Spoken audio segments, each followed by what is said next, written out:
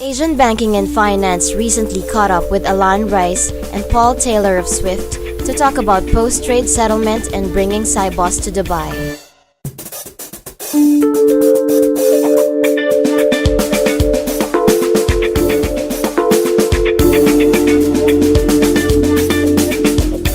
Well, not really now in the last year. I've taken up the role only 8 months ago, actually, in Asia now since the beginning of January.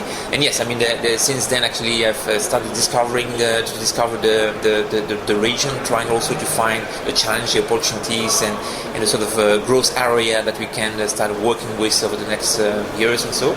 Well, typically, I mean, I can see a few ones. Like clearly, I mean, we want to expand in domestic markets. We don't have such a presence as we have in EMEA in domestic markets, in payments markets, in securities markets, in treasury markets as well. So typically when it comes to Japan, where we have an initiative ongoing with JASDAC in moving to new standards and moving to Swift as well. How can we move more into domestic China as well, using the role we have into the RMB internationalization?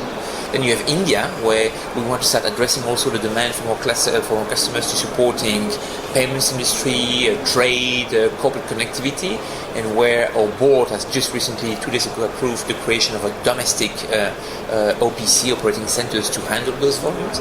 And then you have also a big chunk of Asia, which is about ASEAN.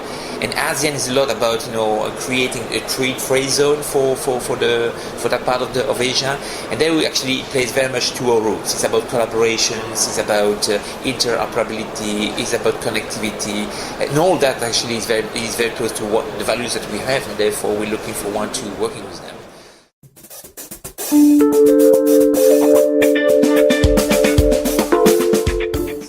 Well, fair enough. I mean, you know that we decide Cyprus location 5 years in advance. So we decided Dubai actually 5 years ago, right?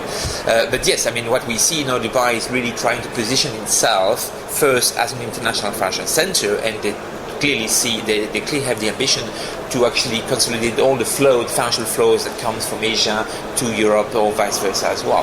They're not really looking at trades, right? At the trade side, they're looking at the financial side as well. So actually, we are really on the ideal location to talk about this.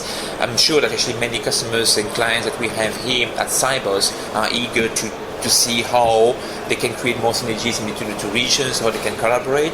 The good news this time is that we have the Chinese bank at Cybos. You know that they were not present last year. There are now 5 banks, 5 booths. I mean, there are actually numbers talking about that. So I'm sure that there'll be a lot of collaboration discussions about how to improving this. And the industry in Dubai is certainly very much eager to play a role into this.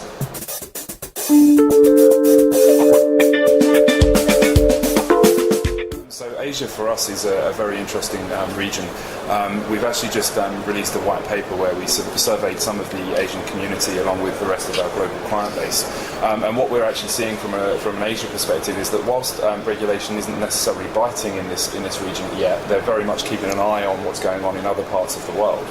The really interesting point that actually came out of the survey that we did was that the Asian participants were actually saying that a lot of their focus, whilst it wasn't necessarily on regulation right now, was actually on efficiency and cost. And we have a whole host of products and services where you can reuse your Swift connection, or indeed if you don't have a Swift connection yet, use very sort of low touch tools like Light2 in order to reuse some of those services. So you can increase your STP, and with people talking about increases of STP rates when they've automated their matching process across multi-asset classes, that's something that's really interesting for this community.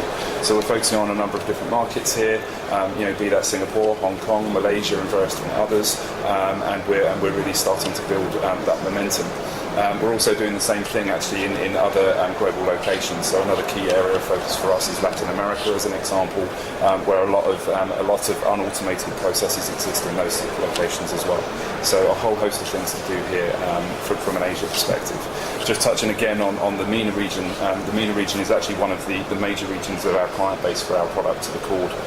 So we're here meeting a lot of clients and stuff in Dubai.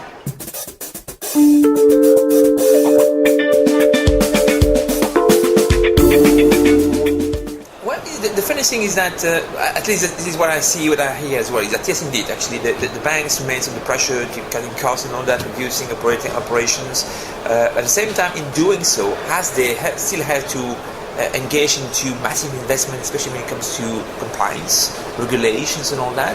They tend not really to outsource it more to third parties. And that Swift is actually a very special third party because actually we are owned by the financial industry. They tend actually to doing more with us.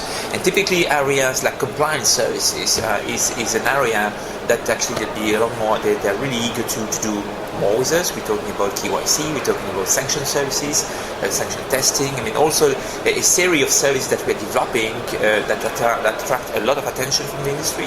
And I think that from that point of view, I think banks will keep investing even more with us because one side they need to keep outsourcing, and the other side actually we're providing also, I think, the right services at the right time.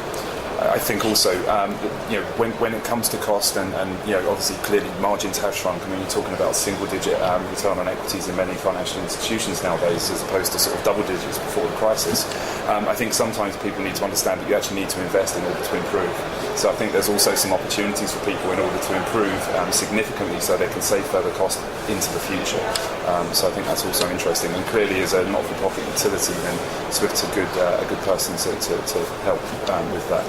But let's be clear also on the reality, right? I mean, last year was, when it comes to, I think some way we are a good mirror of what is happening in terms of volumes, number of transactions in the financial industry.